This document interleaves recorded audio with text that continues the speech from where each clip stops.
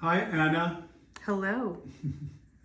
I'm happy to be doing this with you. This is an interesting experiment that'll hopefully turn into a weekly invitation to our friends of the gallery to get a little bit of an intimate view, about what we do, about what I do, and most importantly, with the engagement with art, with my engagement with art. I say often that if I were a scientist or if I were a musician or a banker, I would see life through a different prism. I would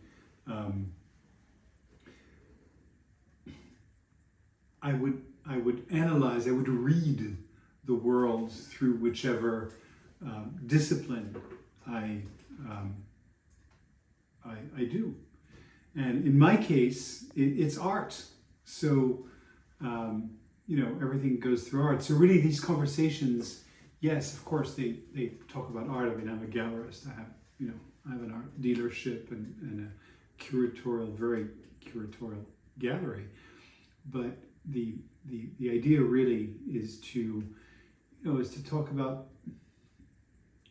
philosophy, my philosophy, the moment. I think that we're at a very interesting moment right now. Yuval Harari talks about how, specifically having to do with AI, he wrote Homo sapiens, and he talks about how this is a real important moment right now for our species. Ray Kurzweil talks about the moment of singularity, which is probably going to happen in our lifetime. So these are all big words and big concepts. Quantum theory, in a way, disproves, or from the little understanding I have, Einstein's theory of relativity, where the universe is measured in space and time. And in fact, it seems that quantum theory disproves that to a certain degree, because things happen in a wider spectrum, or in a bigger, consciousness. Really is what is being talked about, and our scientific advancements allow us to start engaging from a scientific perspective with these ideas that have been explored forever on a philosophical and artistic side. So this merge, of these two. This is an exhibition that I did in Berlin in 2017, which was called Mythology and Science, where I argued that to a certain degree, all ancient myths are actually manifesting and realizing in real life through science at the moment. So yeah, I always thought, because I'm a modernist and I'm a formalist at heart. I was talking to my friend Jed Morse, chief curator at the Nasher. So much respect for him and what he does and what he did. And he was telling me that he has the same, I guess it's also part of our friendship, is that he has the same quandary with being in love with modernism and with great reason, but at the same time being contemporary, living in the contemporary world, and therefore, how do you bring this together?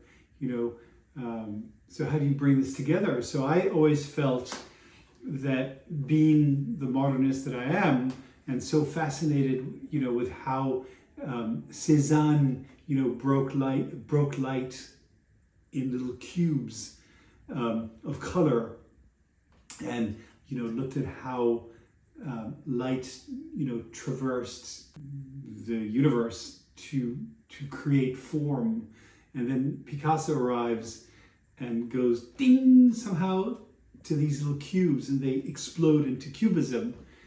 And then, the idea there, this is my, interpretation, obviously. But then the idea that with cubism, you can actually see, the front and the back at the same time, because form in that way collapses. And then abstraction and Kandinsky and but still very, very much of a modernist and a formalist. I am. And I was always, I always thought that I was born too late. That by the time I was born in 1968, everything was said and done, in art history, and this is the topic of this, conversation, and then I started realizing through a specific, work of art that in fact this passage from formalism and modernism in a more formalist way actually evolves, takes off into the age of the immaterial, with Yves Klein in particular, after whom I'm named. Yves is my middle name for Yves Klein, because my mother had a close professional relationship with him when he was alive. In any case, I came across a work of art by Joseph Beuys that really, opened my mind and opened my heart to something else, in that way, really to my own journey. Because again, I didn't live, even though I was very happy to indirectly work for the estate of Picasso, because I worked for Jan Cugier, and he represented the estate. He was the exclusive agent for the Marina Picasso collection, which was the biggest part of the Picasso estate. But Picasso was dead. He died in 1973, and it wasn't contemporary in that way for me. So I wanted to talk a little bit about this work. I'll bring it out to you.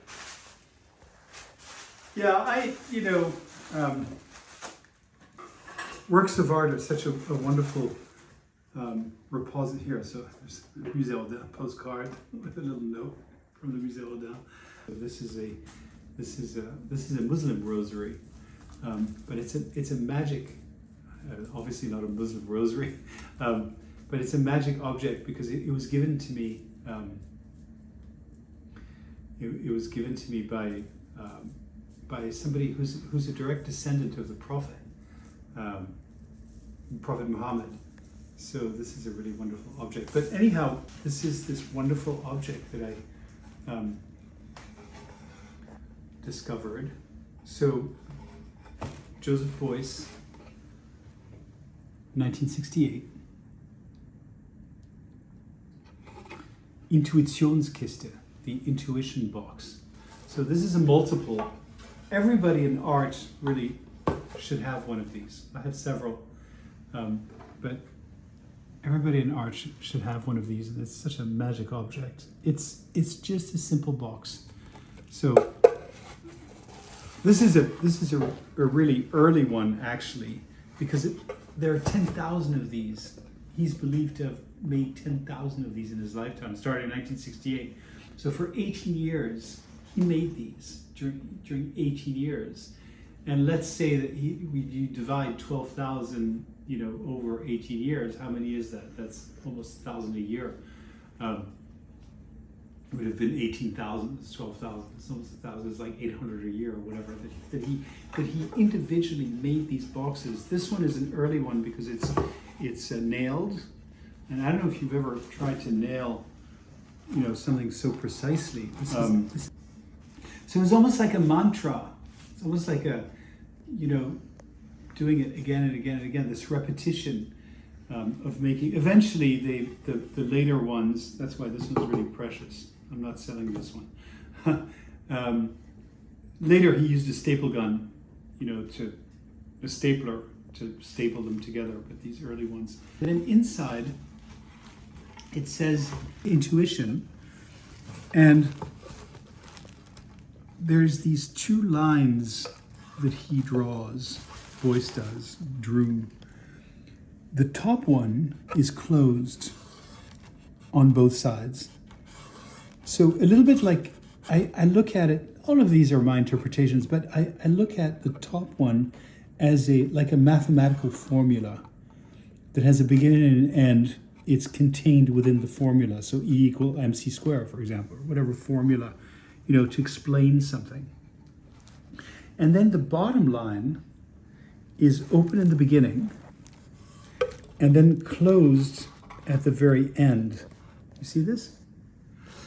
And I always look at it as, so this could be like the human life. So this is trying to explain something. This is the human life because there's the mystery of birth. So instead of having it closed-ended, it's like, holy smokes, there's something really magic about birth. And I know, I have my two boys. We went from having Anne-Marie and I, being just Anne-Marie and I and Mowgli, our dog, to suddenly, my boys just turned 17 years old in January, a few days ago. And it's a miracle. So I understand the mystery of birth. So I understand why this is not, and again, this is my interpretation. Maybe Beuys didn't think about that, but that's the point that I'm getting to, is that I understand here. And then why it starts out of nowhere. It starts in America. It's like a black hole. It's like the universe suddenly comes out. And then it ends, though, with something very finite, which is death, which is you die, one day. Now, the way I look at it is that in between these two, or to navigate these two, or what happened, what is the stronger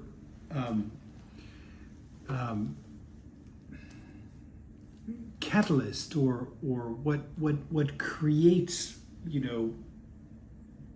pushes us to navigate this, between this desire to explain things with a formula and the mystery. What's in between these two is intuition. That gap in between these two, between the mathematical formula and the mystery of creation, and then the end. And Beuys, in all his simplicity, makes this brilliant work of art where, in fact, meaning, a moment, a connection happens within that empty box. The box itself has zero worth. His writing, fine, of course. I mean, I love the fact that Joseph Beuys, wrote on this. Like him, Beuys, you see him with his hat and his vest that he wore, and his personality, that he actually sat down and wrote Joseph Beuys in 1968, and then drew this. This is just phenomenal. But there are 12,000 of them, so they're not precious in that way, but they are. Each one is precious in that way. Exactly in the same way as our planet is a speck in the universe. We are specks. There are how many billions of us? 8 billion people, or how many people are on? It's a lot of people. I can't even count. But yet each is precious. So this is the same thing. But what makes it precious, what makes it beautiful, is not the box, is not the writing, but is the conversation we're having, is that connection. This is just brilliant. So this is where my journey started and changed how I look at things, because in a similar way, and we'll have that conversation. So intuition, outside of time, it doesn't matter this 1968, it just so happens that it's my date of birth. but really what happens in there, that magic that happens in there is Beuys was called the shaman because he was able to channel this energy.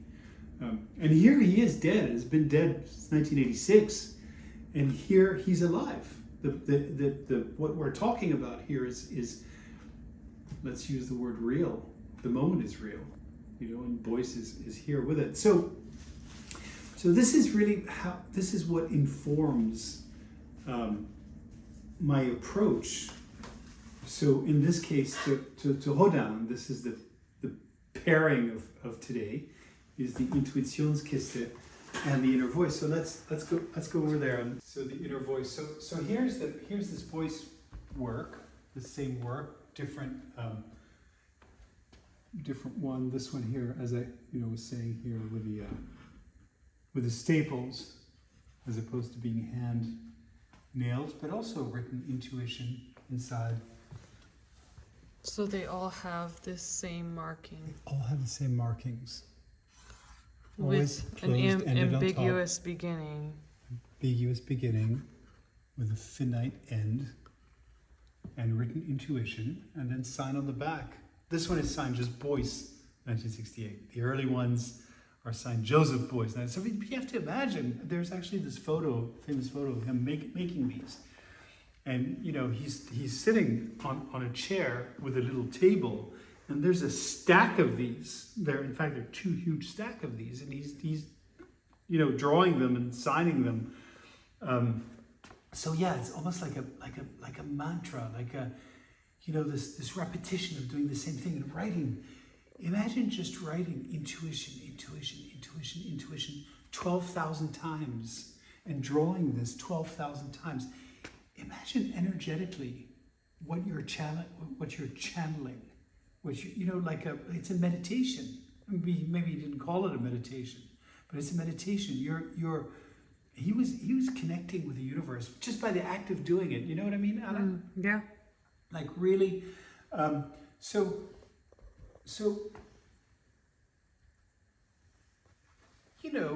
it also has to do, if you're an artist, you obviously think about the act of creation, of creating a work of art. So how does that work? Technically, what are you channeling? You're channeling your intuition to make your next work of art. Of course, in Beuys' case, he's studying the human condition. So what drives, and in a very similar fashion comes this beautiful sculpture, which is one part of the monuments to Victor Hugo. So Victor Hugo is one of the great students of the human condition through his writing. Is also a towering figure in culture, not only in French culture, and Rodin's invited to make a monument to Victor Hugo. So he portrays Victor Hugo. He doesn't portray him alone. There's this big towering figure of Victor Hugo. I don't remember if he retired on an island, not in St. Helena's, but maybe in, I think, one of the Channel Islands. I'm not exactly sure, but he portrays him in the nude, sitting down with a beard, very, very powerful figure. However, next to him, on both sides, Rodin creates his inspirations, who whisper thoughts in his ear. And one of them, which is not this one, the inner voice is on the left side. On the right side of Victor Hugo is the tragic muse. So out of tragedy, and Rodin is so interested in mythology and in the tragic side of mythology. So one of them is the tragic muse inspiring him and whispering to Victor Hugo. And the other is a little bit behind him, a little bit in recess. And it's the inner voice. And it's called the inner voice or the meditation. The inner voice, la voix intérieure ou la méditation. So it's interesting that I was actually talking about the meditation here, about the meditative aspect of Beuys's practice. And here we have a work called the meditation. And the great German poet, Rainer Maria Rilke, writes about this work. Rodin writes about this work. In fact, Rodin writes about this work as probably the better work that he ever created. And Rilke explains why, and says that fundamentally there's nothing missing in the sculpture. There's the essence and the thrust is all there. Strangely enough, the limbs are missing, but the limbs somehow don't even need to be there to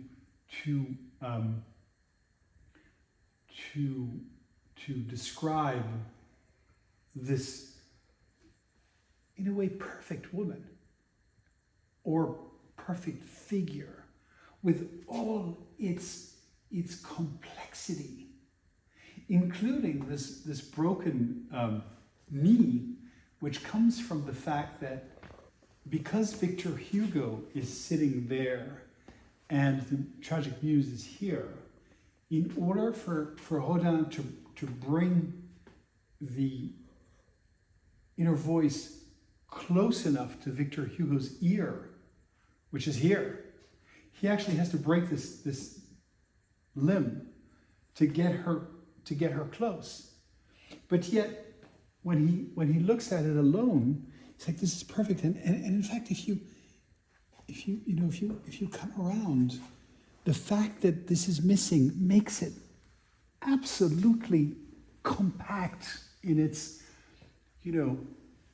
somehow in its abstraction. In fact, if you come around, you have to think Brancusi, you have to think Modigliani, you have to think that moment that comes right after this is really a quest for the essence, is a quest for, again, you don't need to show everything because photography is able to do that. What you're looking for, what artists were looking for, at that point at the beginning of the 20th century, is really the essence of what makes what. It's really finding that fundamental line, that one line that, think Matisse, with his gorgeous one-line drawings. So here it is, and this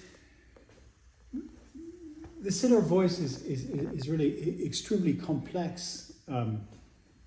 For example, he leaves what's called here the seams, les coutures, on purpose. The seams are where the different parts of the mold meet. And when you open the mold, once you've cast the or poured the bronze, then you come in and chisel these and take them away to make it perfect. But Rodin leaves them because he wants to remind you that this is a sculpture, this is an object, and it hovers between the nature of what it is, which is a cast bronze, and so therefore the material, and the immaterial, which is the inner voice, which is what you can't, in German, anfassen. Anfassen means to hold. You can't hold it physically. So the sculpture makes the viewer hover in between these two realities. And the fact that he portrays the inner voice as a feminine figure, I completely understand that, because I'm lucky. I mean this really seriously.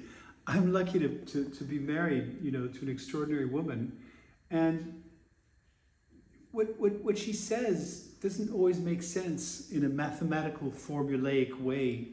E equals mc squared. The Joseph Beuys closed side, of the equation, the top lines that are closed. However, being the strong and old soul that she is, Anne-Marie, her inner voice is so powerful and is so tangible that,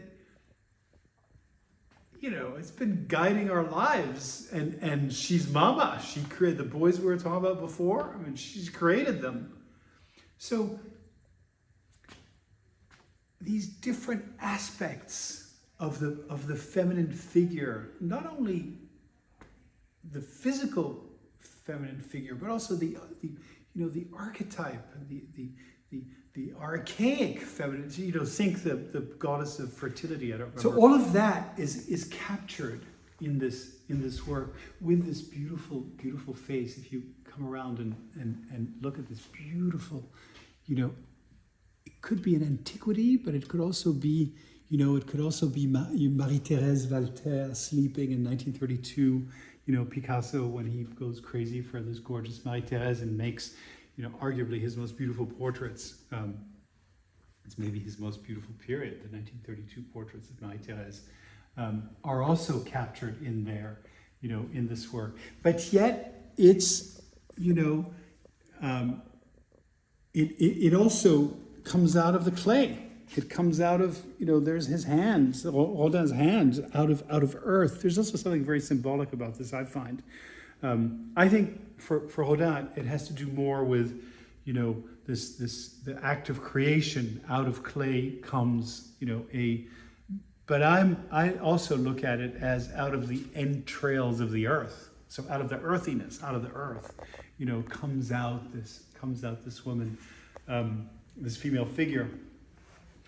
Who on certain moments, if you come around here, there's nothing mystical or mysterious about this. This is a female body, So what I'm saying is that how this hovers, between the reality of the woman and the